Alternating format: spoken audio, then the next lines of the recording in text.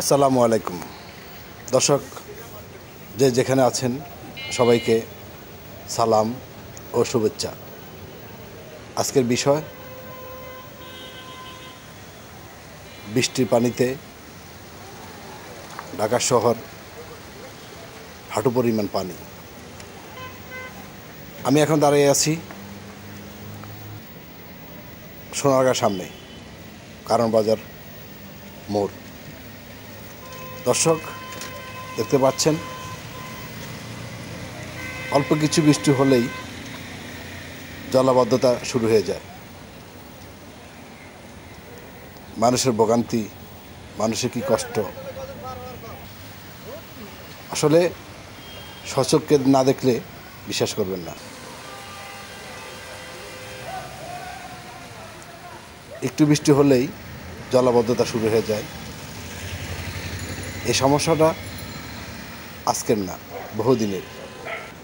আজও সমাধান খুঁজে পাচ্ছি না। কে করবে সমাধান? নগরপিতারা দেখে না তাদের দায়িত্ব এই জলাবদ্ধতা সমস্যার সমাধান করা, কিন্তু সেদিকে কাজ না করে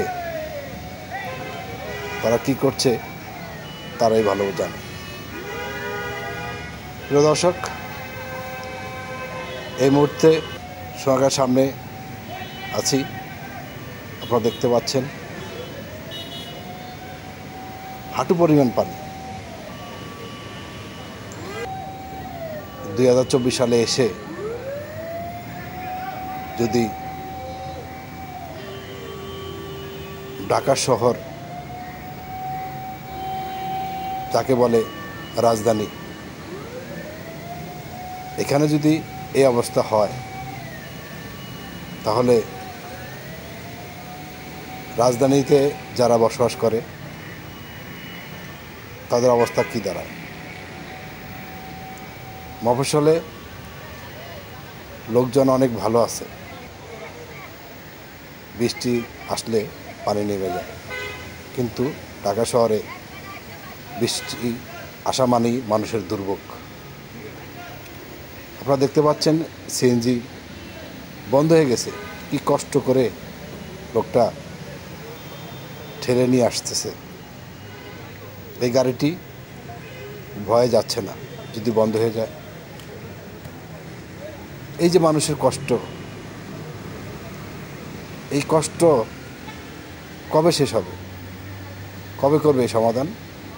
কে করবে এই সমাধান? তাই আমি সরকারের দৃষ্টি আকর্ষণ করে বলছি, এর একটা সমাধান বের করুন। অনেক হয়েছে, এদেশের মানুষ অনেক কষ্ট করেছে। দয়া করে এর একটা সমাধান বের করুন, নয়তো আগামী প্রজন্মের অবস্থা খুব ভয়াবহ। আমরা চাই না আমাদের আগামী প্রজন্ম এভাবেই কষ্ট করুক। প্রিয় দর্শক, আমি কিছু অংশ আপনাদেরকে দেখানোর চেষ্টা করছি।